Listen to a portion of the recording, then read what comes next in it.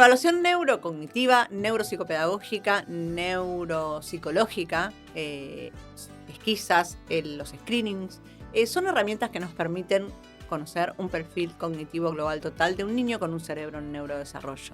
Ahora bien, esta herramienta puede ser interpretada y esa interpretación nos arroja datos. Esos datos nos pueden dar una posibilidad de tratamientos, de sugerencias a seguir, de ver para dónde podemos ir con un niño o una niña que necesita algún tipo de soporte durante su infancia, su primera infancia. Ahora bien, estas herramientas son en sí mismas herramientas diagnósticas. Estos diagnósticos que nos dan estas herramientas son para toda la vida, perduran para siempre. ¿Qué es dato? ¿Qué es información? ¿Y cuál es el peso que tiene la observación clínica en una evaluación neurocognitiva? Bienvenidos a Neuroestimulando Podcast. Hablamos de infancias y neurodesarrollos. Bueno, hoy nos acompañan la licenciada Virginia García. ¿Cómo estás? Hola, ¿cómo va? Bien, muy bien. Ella es psicóloga, es especialista en neurodesarrollo, es docente de la UBA, es investigadora y bueno, nos acompaña en el día de hoy para hablarnos de evaluación y bueno, todas estas preguntas que nos estuvimos haciendo en un principio. Bueno, bienvenida Laura Bushdid. Ella es psicopedagoga, doctora en psicología, ¿sí? Y especialista en neurociencias. Bienvenida. ¿Qué tal? Buen día, ¿cómo estás? ¿Cómo andan? ¿Qué tema las evaluaciones neurocognitivas, neuropsicológicas? En primera infancia, ¿no? Es como... Cuéntenme un poco, a ver, ¿qué está pasando con esto de luego de la pandemia y demás, que vienen tantas consultas y que estamos prácticamente arrebatadas de... El sistema está saturado. Sí, totalmente. Totalmente, sobre todo cada vez con edades más chicas. Sí. Y bueno, nada, las preocupaciones de los padres siempre son importantes de ser escuchadas y bueno, uno arma esas evaluaciones en función de las cosas que van necesitando los padres saber. A mí me parece que la evaluación, más allá de qué tipo de evaluación hablemos y a qué apuntemos y demás, lo que tiene que intentar es dar una respuesta o una cierta explicación de lo que le está pasando a su hijo. Exacto. O a ese niño, ¿sí?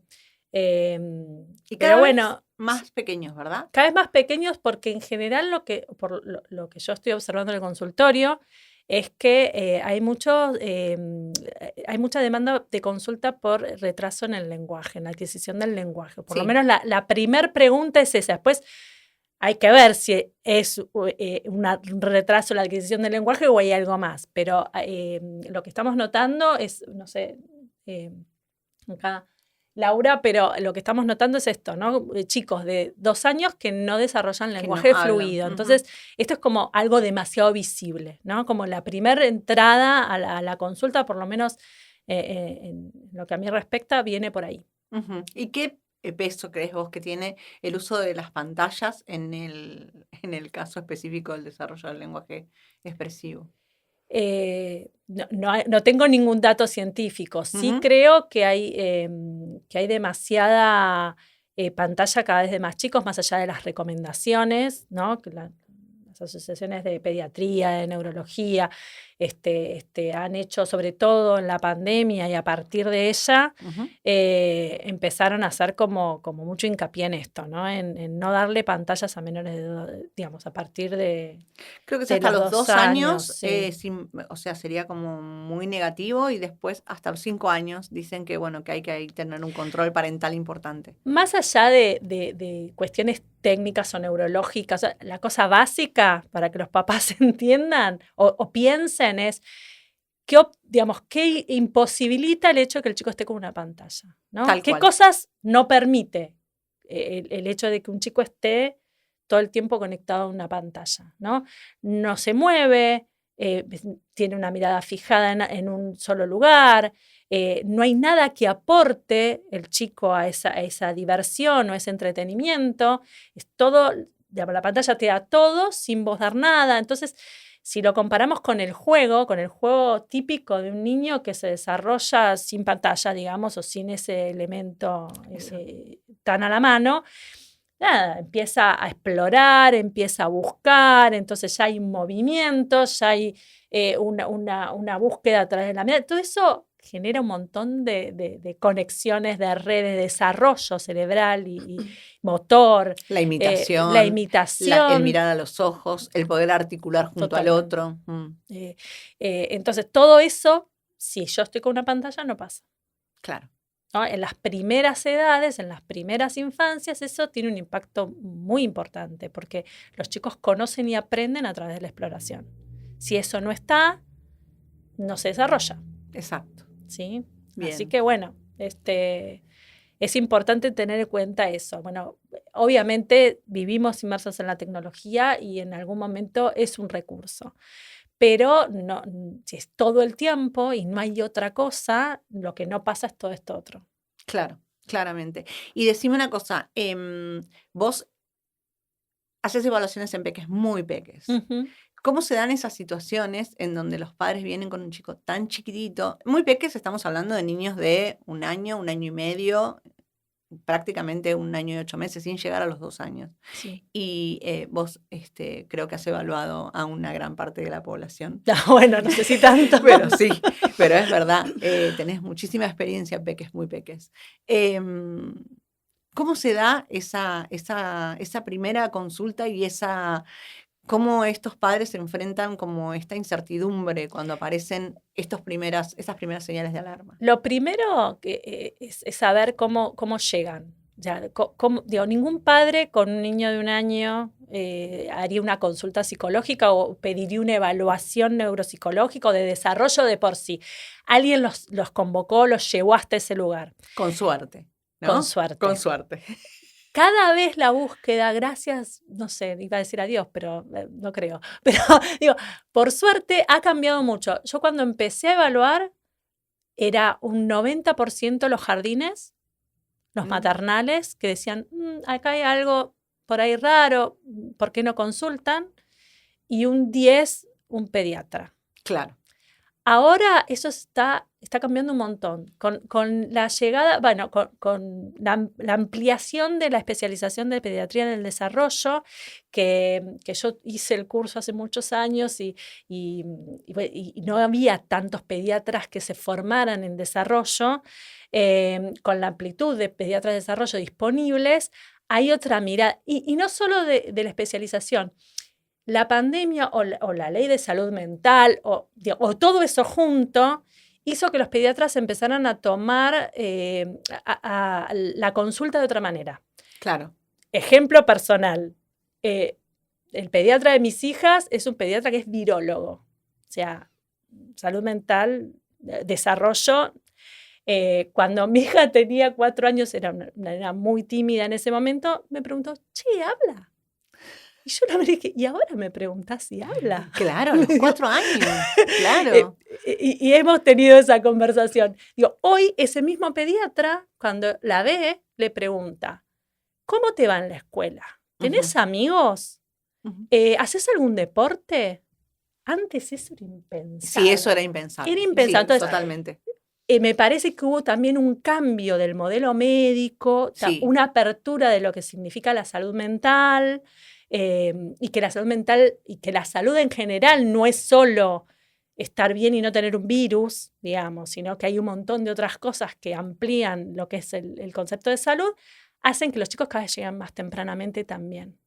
Y esta idea de esto, de la ampliación en el marco de lo que es la psicología del desarrollo, la pediatría del desarrollo, también nos da señales muy, muy, muy tempranamente y sabemos la importancia y el impacto que tiene para evitar un montón de apoyos posteriores, un montón de discapacidades posteriores. Discapacidades me refiero no solo a las limitaciones del sujeto o de la persona que la lleva, sino a los trámites, ¿no? Es decir, de tener que tramitar un CUD, de tener porque necesita una PND, porque necesita un montón de terapias, por la cantidad de apoyos que va a necesitar ese chico. Cuanto antes uno evalúe y puede intervenir, menos va a necesitar de estos apoyos a largo plazo. Esto está recontraprobado. Sí. Entonces, por eso esa importancia. Antes escuchábamos frases como, espera, es varón, ya va a hablar, es varón. Los varones son más lentos.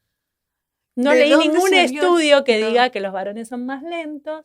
Y cosas de ese estilo que eran más basadas en el desconocimiento o en el que me mide la talla, el peso está bien, está sanito, vamos, ¿no? Claro.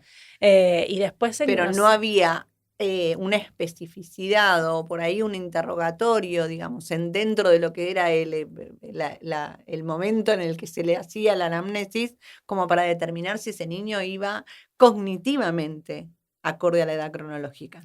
Bueno, y después los pedagogos, los psicopedagogos eran los que se encontraban por ahí, en sala de 5, preescolar, en primaria, tratando de resolver las cuestiones que no se habían podido intervenir antes. La verdad es que cada vez están interviniendo más tempranamente y eso está buenísimo, y creo que un poco la razón de poder difundir esto también tiene que ver con eso, ¿no? Que los papás no tengan miedo, que sepan, que consulten. También hay un estudio súper interesante, no tengo los datos, pero que plantean que es muy importante escuchar las preocupaciones de los padres, porque en general las preocupaciones de los padres están basadas en hechos reales. Entonces, también ese modelo médico, y por modelo médico también todos los profesionales que trabajamos en la salud, que estábamos en línea con eso,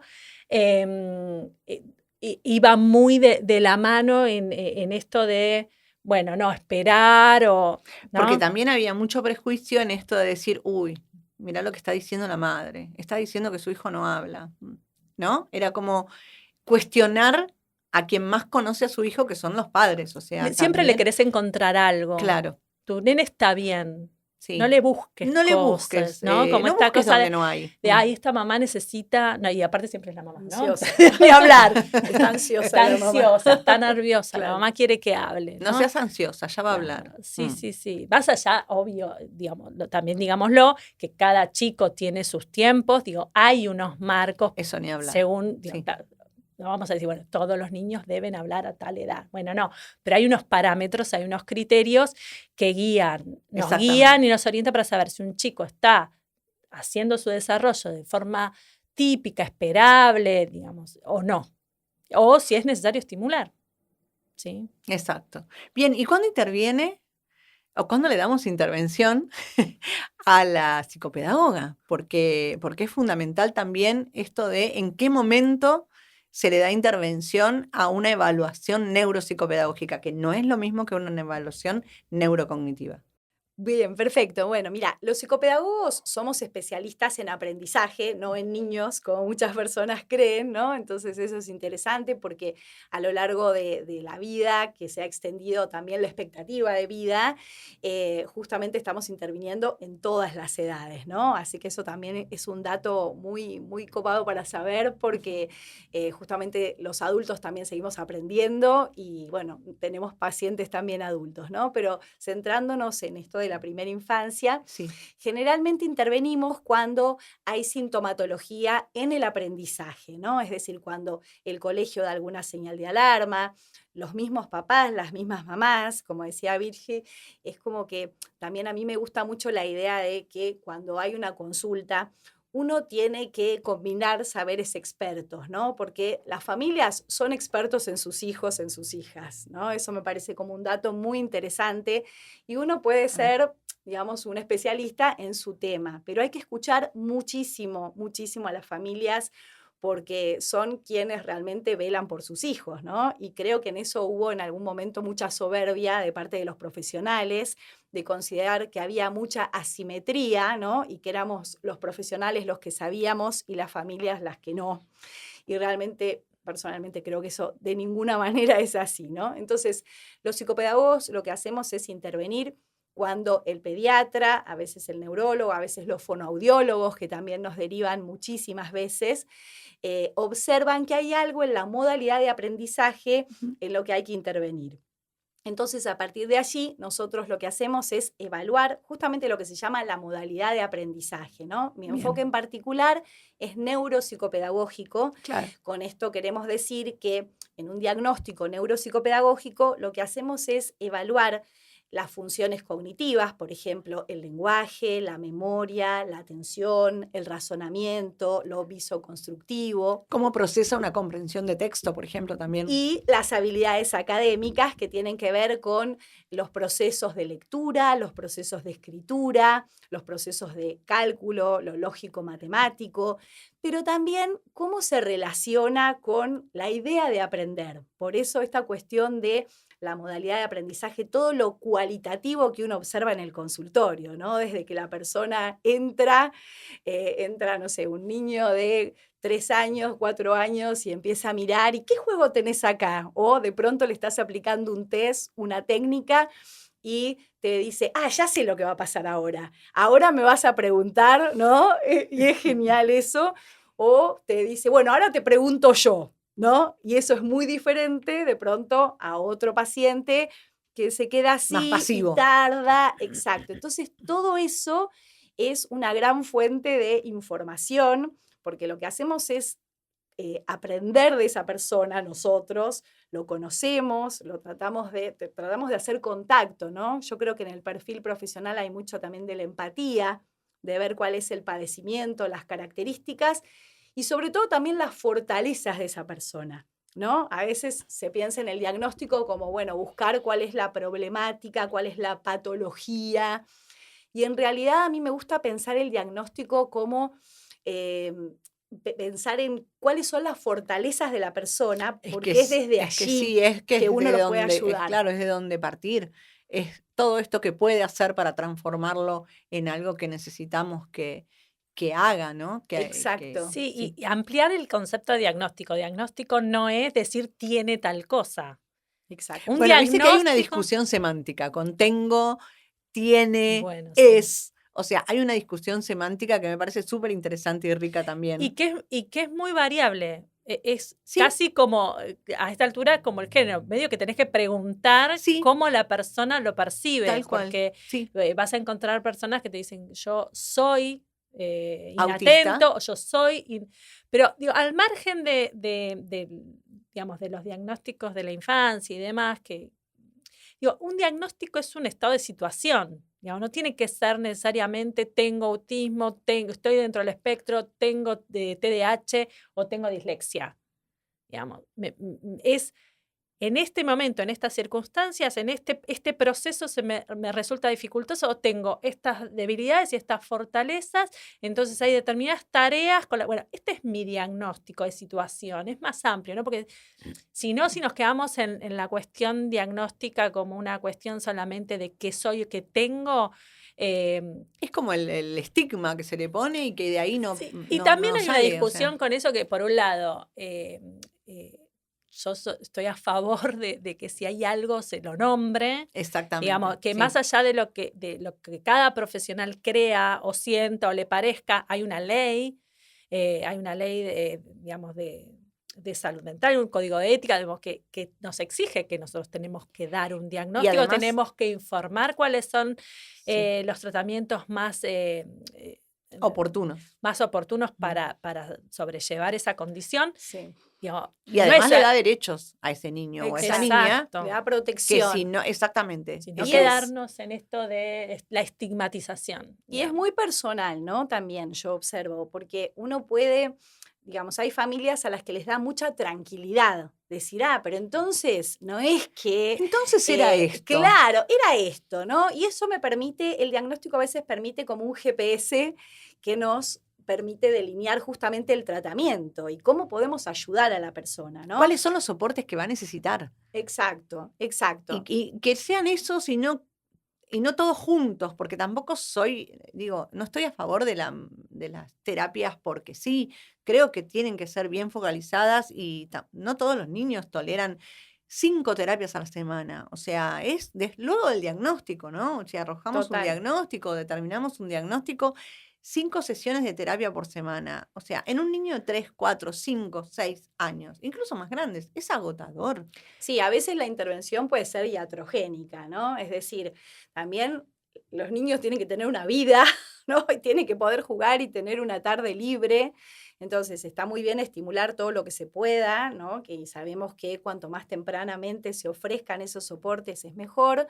pero también hay que tener sentido común. Totalmente. ¿No? Porque los padres también van bien, y las madres, realmente hay que tener sentido común sobre todo. Bien. Bueno, igual es una discusión muchas veces entre los que llevamos a cabo las prácticas y quienes determinan las prácticas, que muchas veces son los médicos, ¿no? Neurólogos, psicólogos, pediatras del desarrollo, que hacen la indicación de la guía clínica, ¿no? Y es la indicación de la guía clínica. Y a veces uno no puede dar eso, ¿no? Cuento una anécdota chiquita. Un paciente muy chiquitito con una mamá que también tenía un diagnóstico, entonces realmente se le hacía muy difícil, y el papá también, es una familia bastante compleja, se le hacía muy difícil a la mamá y al papá sostener esas 5 veces. Por ahí no tanto al niño, un niño de 2 años, 2 años y medio. Entonces como que a él tanto no le pesaba, porque era todo bastante lúdico, había mucha estimulación, entonces iba pudiendo. Pero lo que yo le explicaba a ese neurólogo que me decía, no, le estás dando menos estimulación, le estás quitando la posibilidad de... Digo, es lo que esta mamá y este papá pueden. Entonces, si no, lo que va a pasar es que este chico se va a quedar sin la terapia. Se va a quedar sin nada. Sí. Porque no lo van a poder, porque si yo le exijo esto a la mamá, tiene o el papá, y tienen un brote y después no lo pueden traer durante un mes, ¿cuál es el costo-beneficio de esto? ¿No? Tal cual. Y esto es lo que decía Laura, un poco de sentido común, digamos, ¿no? Entre lo ideal y lo posible. Sí, y la comunicación entre los profesionales, que eso que dijiste es ¿Arman clave. redes, chicas? Porque Sí, yo se los tengo que preguntar. Total. Necesitamos armar redes. Yo te digo que dentro del modelo de trabajo que yo practico, hablo con el neurólogo, con la pediatra, con la fono. La verdad es que hay mucho trabajo por fuera de la sesión. Es que el trabajo interdisciplinario es fundamental. Si no, no se puede trabajar. ¿Cómo haces para laburar unilateralmente con un niño o una niña? Y no tener a los padres como voceros. No, tenemos que comunicarnos entre nosotros. Claro, que lleva, no, que me dijo, que... No, y además nos ha pasado muchas veces desafortunadamente, que a lo mejor hay algunos neurólogos, cada vez menos por suerte, que los ven una vez cada 6 meses y ellos van indicando, bueno, ahora frecuencia 2 veces por semana o ahora frecuencia 1 vez por semana.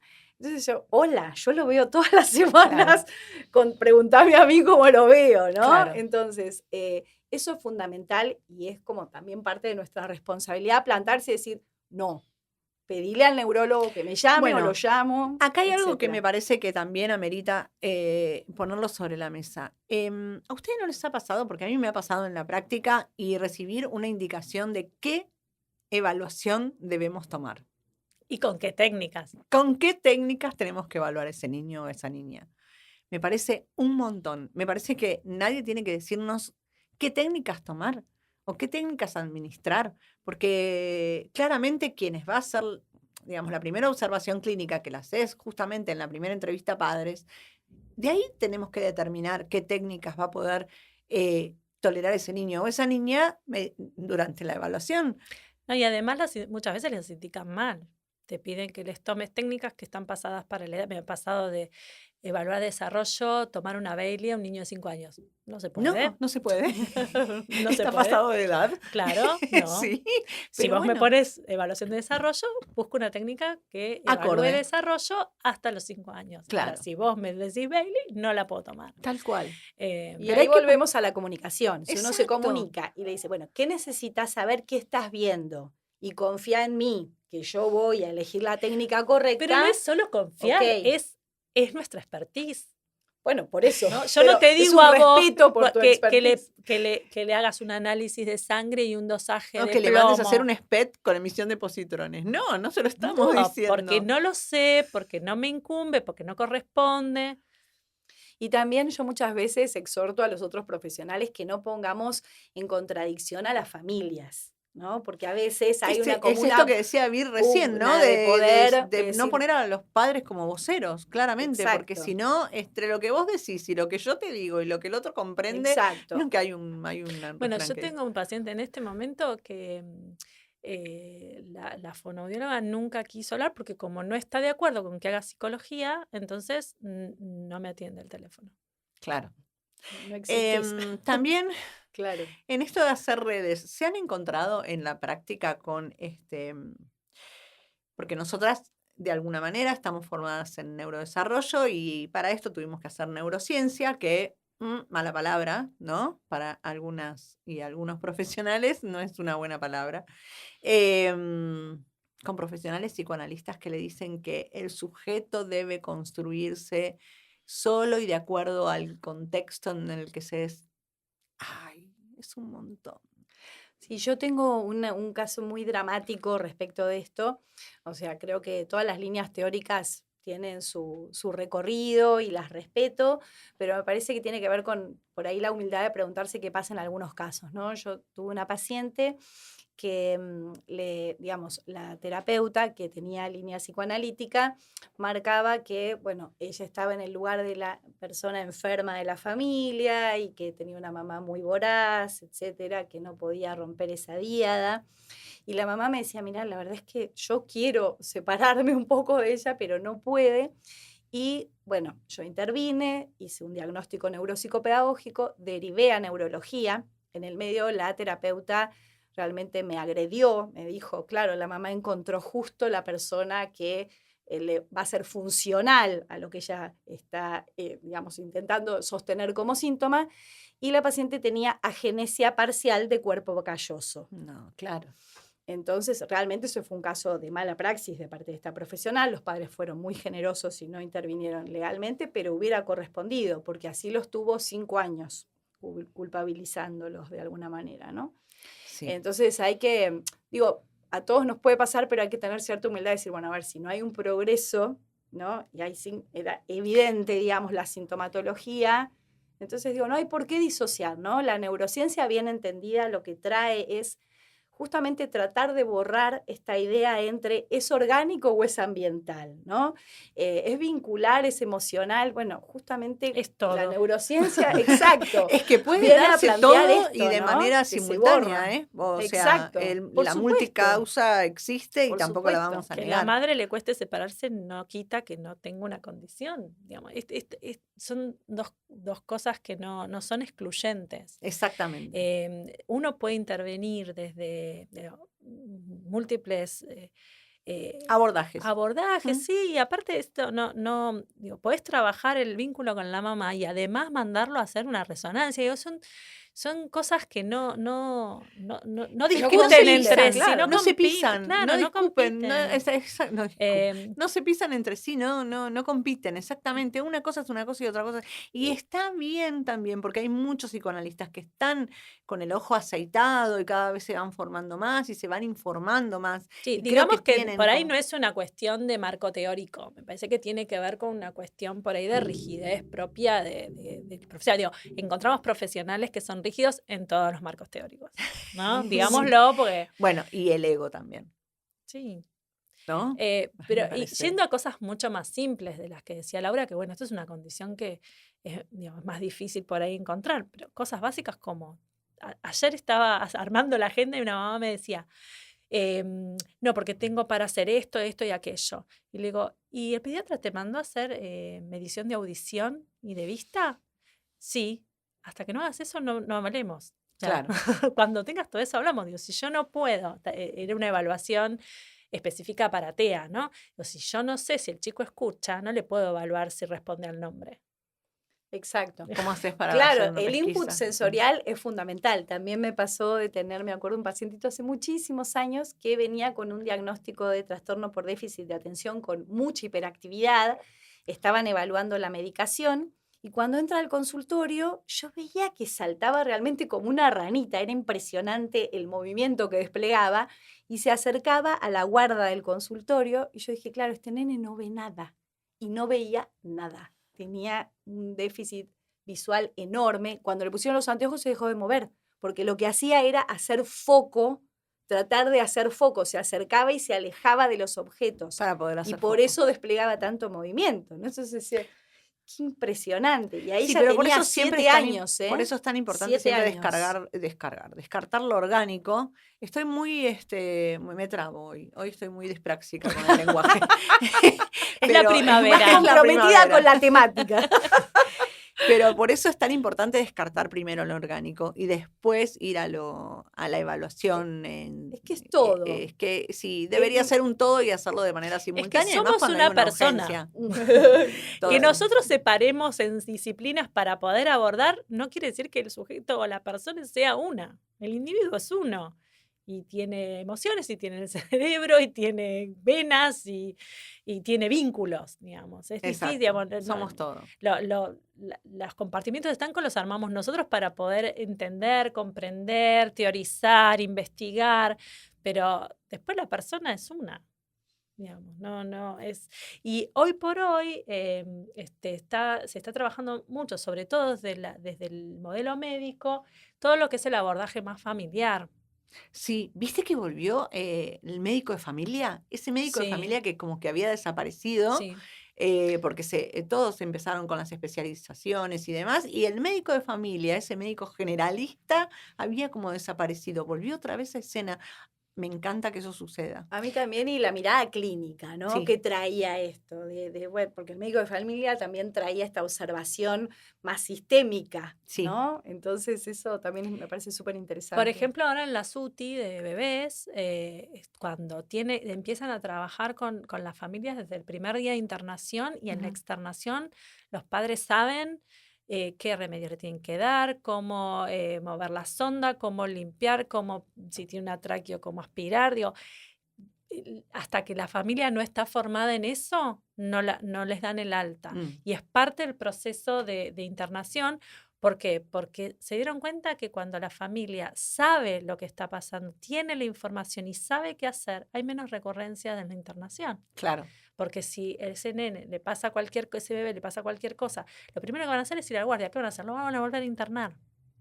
Y sabemos el costo que tiene para un bebé estar internado en una UTI mucho tiempo, a nivel, y sobre todo si son prematuros, sobre todo si son muy chiquitos. Entonces, hay un montón de ruidos, sonidos, estimulaciones que se dan en momentos que por ahí pueden ser críticos en el desarrollo de una función o de un sistema sensorial. Entonces, bueno, hay un montón de cuestiones que se pueden solucionar a veces, ¿no? Volviendo a esto de corrernos del lugar, de el saberlo tengo yo, vos solo estás acá como alguien al quien yo lo intervengo. Digo, si nos corremos de ahí hay un montón de cosas que podemos hacer. El médico de familia, aparte, antes iba a la casa, ¿no? No era esta cosa, por lo menos yo que vengo de un barrio muy del conurbano, el médico venía a casa y me acuerdo que era, ponete el pijama bueno porque viene el médico a casa, ¿no? Es verdad, Sí, es verdad. sí, me acuerdo que mi abuela sacaba una toallita nueva, si era posible, para que el médico se lavara las manos. Era una ternura eso. Bueno, eso no creo que vuelva a darse, claro, que el médico no vaya sé si a casa. no Pero no con creo. que aparezca o vuelva a estar el médico de familia, creo que es más que suficiente. Bueno, pero pensando en desarrollo también hay un montón de cuestiones culturales que se han perdido. Antes las generaciones convivían más y por ahí era las mamás prematuras, los papás primerizos, Primerizo. no tenían esta cosa de los abuelos, los tíos diciendo, no camina, no, porque tenían la experiencia, tenían el recorrido, o esto que le decía, vos eras igual, vos también tardaste en hablar. Es como toda esta información. Es que siempre hay un abuelo o una abuela, y esto yo lo tomo como parte del primer encuentro con los padres, donde les digo, bueno, cuéntenme qué contaban sus padres de ustedes, porque siempre hay un abuelo que te dice, ¿de qué te quejas si es igual a vos cuando eras chico? Siempre aparece ese abuelo o esa abuela que te dice eso. Entonces, mirá, desde la evaluación, cuando uno pregunta todo lo que puede aparecer y también esto de la información que se va dando generacionalmente, ¿no? Ahora, la verdad es que conviven menos los padres con sus hijos y con sus nietos, digo, convivir de tener más cotidianidad. Los abuelos trabajan, los abuelos están súper activos y por ahí no están tan pegados a la crianza o al acompañamiento. Y bueno, hay un montón de información también que ahora por ahí los papás se pierden o no la tienen, ¿no? Por más que estamos en un mundo recontra informado, que la información está al alcance de la mano, a veces no la tienen. Entonces, me pasó la semana pasada que hice una entrevista a padres y un bebé que nació en pandemia, y caminó recién a los 2 años y medio. Y digo, pero no te llamó la atención. Y no, lo que pasa es que por el virus no lo dejábamos en el piso, lo pasábamos en mano. Claro, digo, todo. No se puede sacar de contexto ninguna situación. Sí, es Entonces verdad. ahí tenés que analizar, bueno, toda la estimulación que recibió o no recibió, hacer controles médicos para ver si hay hipotonía, digamos, neurológicos, digamos, un montón de abordajes, digamos, ¿no? Por eso es tan importante a veces en la evaluación el primer encuentro, las primeras entrevistas, cómo Toda esa barremos con información todo que te brinda la esa. familia, claro. que es Y fundamental donde para... ponemos foco, ¿no? Ujú. También desde la psicopedagogía, yo trato de preguntar no solamente lo que pasa en la escuela, que es donde generalmente aparece el síntoma, sino también rescatar toda esta información de cómo la persona aprende, cómo los chicos aprenden otras cosas. Porque ahí tenés una información muy valiosa, ¿no? O sea, lo que pasa en el colegio no es casi nunca predictor de lo que va a pasar en la vida, por ejemplo. Ujú. No hay personas que les va fatal en el colegio. A ver, ¿cómo es eso? Claro, que digo que hay personas que no enganchan con los sistemas educativos porque justamente tienen otras formas de aprender y después en la vida les va fantástico, ¿no? El sistema educativo tiene un formato muy particular, tiene gradualidad, tiene simultaneidad, ¿no? Es como muy, a algunas personas les resulta muy estructurado. Entonces, pensar que aprendizaje no es solo escuela, ¿no? Como que eso me parece muy Eso es súper importante. interesante. Muy importante, ¿no? Entonces, cuando uno pregunta a las familias, bueno, ok, en la escuela le vamos a hablar. ¿Y cómo aprende fuera de la escuela? ¿Qué cosas aprendió fuera de la escuela? Y Claro. ahí ves que cambia la cara y dices, no, aprendió un montón, lo ayuda a mi papá a hacer muebles con no sé qué, ¿no? Como que ahí, y ahí un poco también uno rescata el perfil integral de la persona. Sí. Porque realmente la escuela a veces es un formato que no va con algunas personas. ¿Y cómo te llevas con las escuelas? ¿Cómo se llevan con las escuelas? Bueno, yo ¿Hacen red personalmente con las trabajo escuelas? mucho con las escuelas. Yo soy maestra, además. Ajá. Esa fue mi primer profesión. Entonces, me parece que los docentes tienen mucha información. Los equipos de orientación, yo trato de hacer mucha alianza. Primero están muy polidemandados. A veces hay una psicopedagoga o una psicóloga para 80.000 alumnos, lo cual es muy complejo. Y lo que yo siempre pido encarecidamente es que estén los docentes en las reuniones. No todos los colegios lo permiten. Algunos colegios solo permiten que vos hables con el equipo de orientación o con algún directivo, lo cual para mí es un enorme error. Es un Yo error, estoy muy sí, en es contra. un error tremendo. Lo mismo que no se sume su APND, en el caso que un niño o niña tenga una APND, un acompañante, que no se sume a la reunión, que es quien más información nos da. Totalmente. Además, muchas veces lo que sucede es que uno como docente genera un vínculo y tiene una mirada sobre ese niño, sobre esa niña, ¿no? Entonces, la educación para mí es un encuentro. Ujú. Entonces, pasa muchísimas veces que por ahí con un docente ese paciente está fatal y al otro año viene alguien que lo mira con ojos, viendo la mitad del vaso lleno y cambia completamente la historia. Entonces, yo necesito hacer alianza con ese docente y decirle con claridad que yo lo veo una vez por semana al paciente, pero que ella o él es el que tiene la información, ¿no? Sí. Entonces, me parece que eso es clave. Aparte, lograr cambiar la mirada del docente respecto de lo que la conducta del niño, genera un cambio. Sí. Que es impresionante. Me ha pasado de ir sobre todo en inicial, de ir diciendo, no, mira, esto lo hace por esto, pero fíjate si haces esto, ¿qué pasa?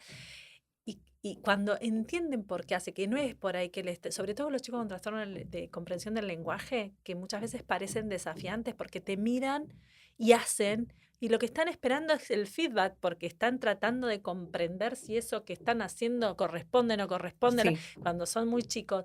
Que muchas veces, si eso vos lo tomás como un desafío, no va a ser lo mismo que si vos Y entendés. pasa a ser el niño problemático.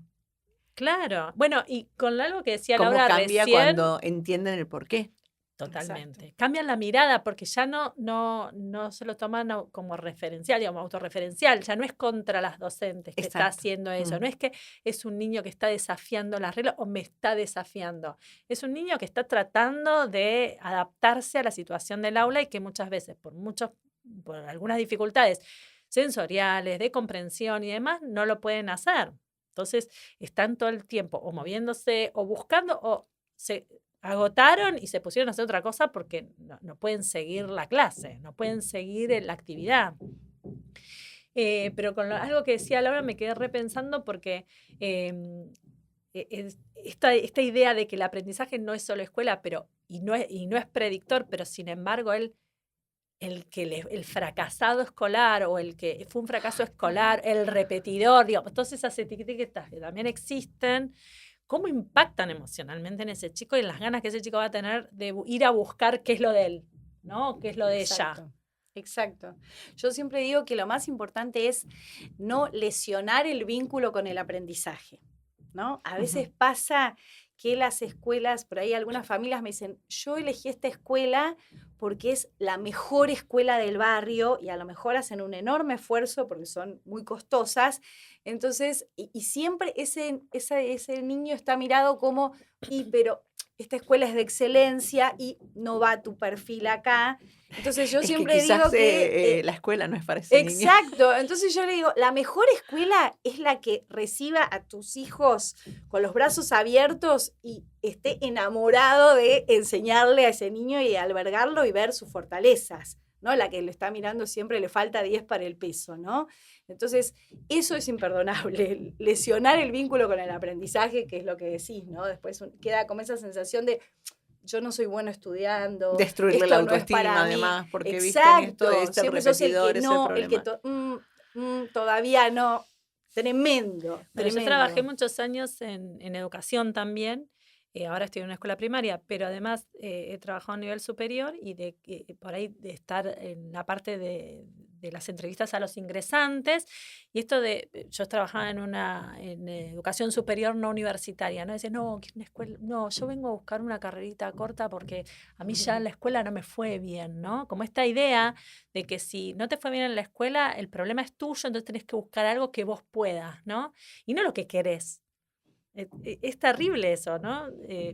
Yo te digo que desde lo personal, y ya que estamos por ahí contando anécdotas personales, a mí me fue pésimo en la secundaria. Pésimo. A mí me costó mucho estudiar.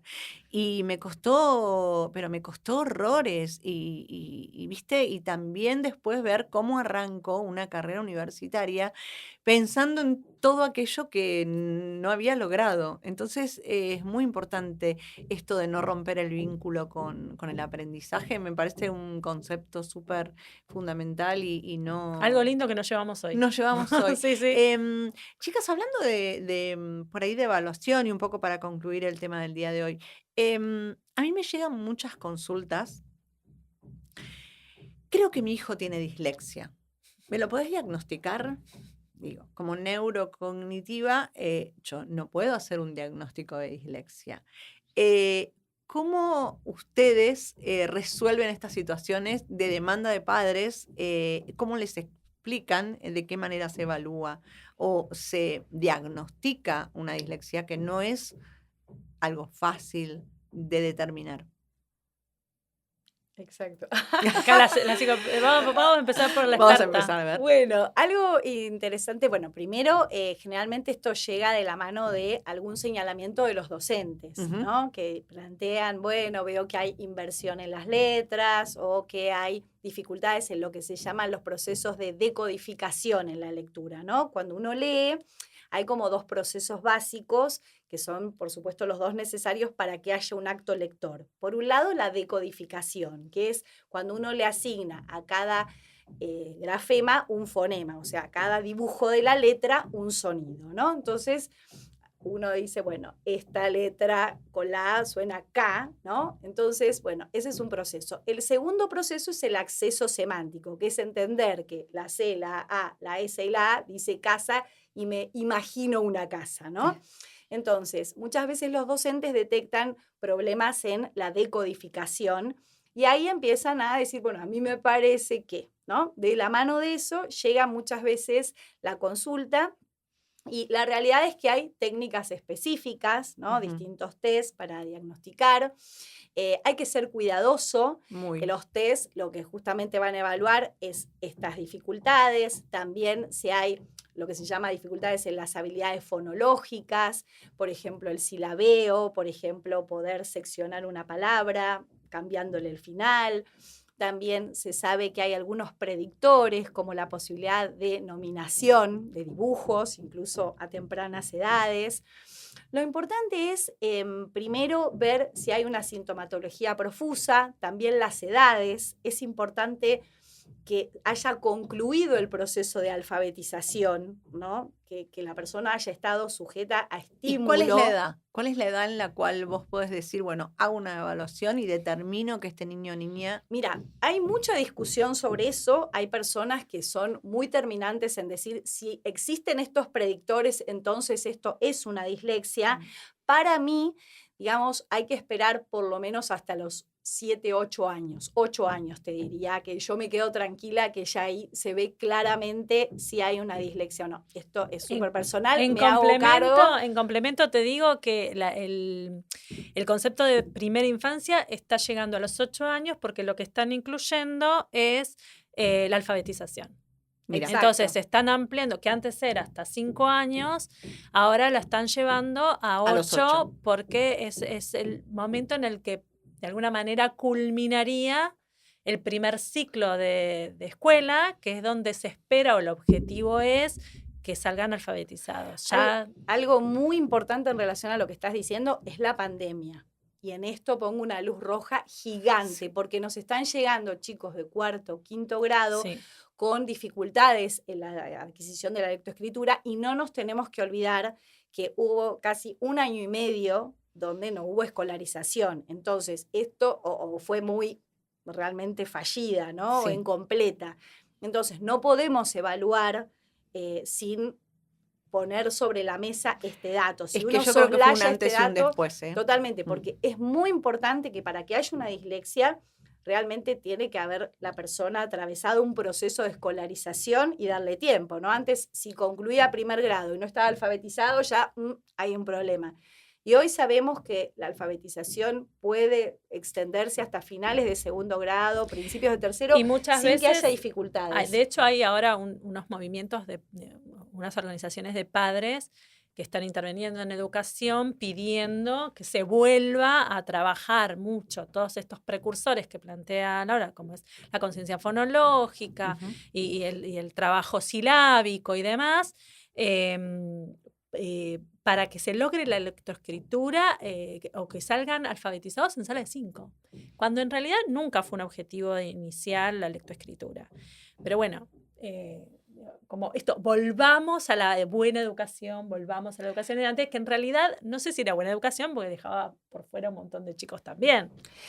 Hay una enorme discusión acá en lo que es la alfabetización, porque así a grandes rasgos es un tema súper extenso, pero lo que se trata es de ver que la alfabetización no es solamente un código de transcripción, ¿no? No es solamente un código que uno entiende, bueno, cómo suenan las letritas, sino que realmente es un instrumento de transmisión cultural, de expresión. Pero no hay por qué, nuevamente, escindir, es una cosa o es la otra. La escritura y la lectura son herramientas de comunicación y eso es lo maravilloso, ¿no? Que yo escribo no para ver, no es un contenido escolar la lectoescritura, cuidado con eso, ¿no? Sí, totalmente. Es una herramienta cultural y el sentido se adquiere en el contexto. Entonces, pero bueno, no hay por qué separar, ¿no? No es tampoco un aprendizaje intuitivo. ¿Por qué este simbolito suena o sea, hay que enseñarlo del lenguaje. Cual, exactamente. Tal cual. Bien, ¿y qué le dirían, Diego, para ir cerrando, a los padres que en este momento están con algunas dudas?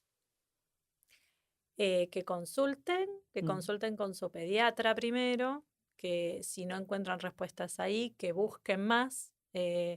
Realmente la especialización de pediatría del desarrollo es muy interesante, se puede tener un pediatra que se dedique más a las cuestiones más orgánicas, si se quiere, o más generales. Para lo específico, y si hay alguna duda en relación a una cuestión del desarrollo, de esto que se espera que pase y no está pasando, que empiecen por ahí. Me parece que un pediatra del desarrollo tiene esta mirada más amplia que los puede orientar hacia dónde ir. Me parece que la hiperespecialización a veces, ¿no? Y empiezo por una fono y después voy por... Es como que a veces complica un poco, digo, es bueno cuando hay una mirada general y que insistan si no encuentran, si sienten que Sí, no se queden con la... que con no, lo que- no fue respondida su pregunta, digamos. Me parece que eso es importante porque todas seguramente tenemos experiencias de chicos que han bollado por un montón de lugares Sí, hasta que sí, las lograron tenemos, sí. encontrar... Con el profesional Sí, adecuado. sí, con el diagnóstico, con la respuesta a esa pregunta. Mira, le pasa esto por X. Exacto. Está pasando esto, vamos a intervenir desde acá. Laura. Y que confíen en su intuición, les diría, Ujú. ¿no? Que uno, digamos, dentro del amor que le tiene a sus hijos, o lo mejor que puede hacer es observar, confiar en su intuición, y también que no se queden con un profesional que no le responda a la pregunta, ¿no? Y que busquen quien primero que los escuche y segundo que busquen hasta que encuentren respuestas, y que hay signos evidentes, porque cuando los chicos mejoran, mejoran. Tal cual. Es decir, si el Tal pediatra cual. sigue diciendo no, o el fonoaudiólogo o cualquier profesional dice no, vamos bien, pero no va bien, bueno, hay que hacer un cambio, hay que seguir buscando. Yo les quiero agradecer muchísimo que se hayan acercado. Muchas gracias por el amor y por la paciencia del día de hoy, porque estoy bastante distraída. Pero bueno, les Te quiero queremos agradecer como muchísimo. sos. Acá me conoce mucho Virginia. Les quiero agradecer muchísimo que hayan venido. Les paso las redes. Los espero en el próximo capítulo. Nos encontramos en Neuroestimulando Podcast por YouTube. Nos encontramos en Neuroestimulando Podcast por Spotify. Tenemos en nuestro Instagram, que es Estimulando Sentidos, y los espero para el próximo episodio. Espero que haya sido amable lo que han escuchado y que haya servido para que puedan quitarse todas las dudas, y de hecho, tal cual dijeron las profesionales, consulten, no se queden con la única palabra, con un solo profesional. Vayan, encuentren la respuesta. Muchas gracias. Muchas gracias a vos.